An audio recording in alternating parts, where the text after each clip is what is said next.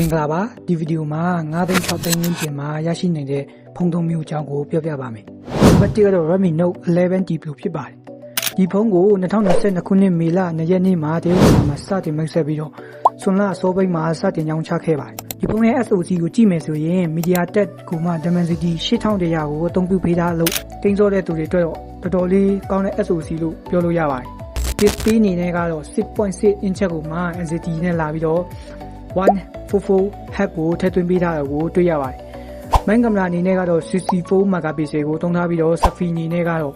16 megapixel ကင်မရာကိုအသုံးပြုပေးထားတာကိုတွေ့ရပါတယ်။ဒီရဲ့ battery အနေနဲ့ကတော့9080 mAh ကိုမှ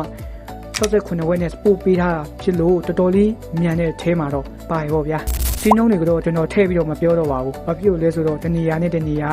စီးနှုန်းတွေမတူတဲ့အတွက်ကြောင့်ပါ။နံပါတ်2ကတော့ Redmi Note 12 5G ဖြစ်ပါတယ်။ဒီဖုန်းကို2022ခုနှစ်အောက်တိုဘာလမှာ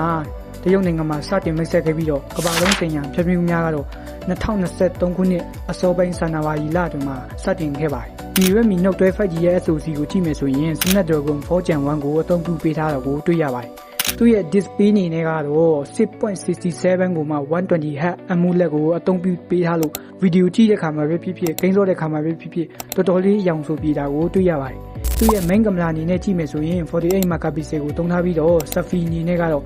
8 megapixel ကင်မရာကိုအသုံးပြုပေးထားတာဖြစ်ပါတယ်။ battery အနေနဲ့ကတော့9000 mAh ကိုမှ33W fast charger နဲ့ support ပေးထားပါတယ်။နံပါတ်3ကတော့ Redmi Note 13 5G ဖြစ်ပါတယ်။ဒီဖုန်းကတရုတ်နိုင်ငံမှာ2023ခုနှစ်စက်တင်ဘာလအတွင်းမှာပထမအကြိမ်စတင်မိတ်ဆက်ခဲ့ပြီးတော့နိုင်ငံတကာဈေးကွက်ကိုတော့ထိုင်းနိုင်ငံဘန်ကောက်မြို့မှာ2024ခုနှစ်ဇန်နဝါရီလ15ရက်နေ့မှာစတင်မိတ်ဆက်ပြီးတော့ရောင်းချခဲ့ပါတယ်။ဒီဖုန်းရဲ့ SoC ကိုကြည့်မယ်ဆိုရင် MediaTek CPU ကိုမှ Dimensity 6080ကိုအသုံးပြုပေးထားပြီးတော့ display အနေနဲ့ကတော့ 6.67 ကိုမှ 120Hz display ကိုအသုံးပြုပေးထားပါတယ်။သူ့ရဲ့အဓိက main camera အနေနဲ့ကတော့108 megapixel main camera ကိုအသုံးပြုပေးထားပြီးတော့ selfie အနေနဲ့ကတော့16 ကင်မရာကိုအသုံးပြုပေးထားတာဖြစ်ပါတယ်။သူ့ရဲ့ battery ကတော့9000 mAh ကိုမှ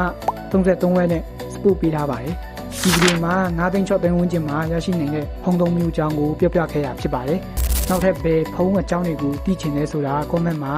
ရေးခဲ့ပေးပါဦး။အားလုံးကိုကျေးဇူးတင်ပါတယ်။ကောင်းတဲ့နေ့လေးတွေကိုပိုင်ဆိုင်နိုင်ကြပါစေ။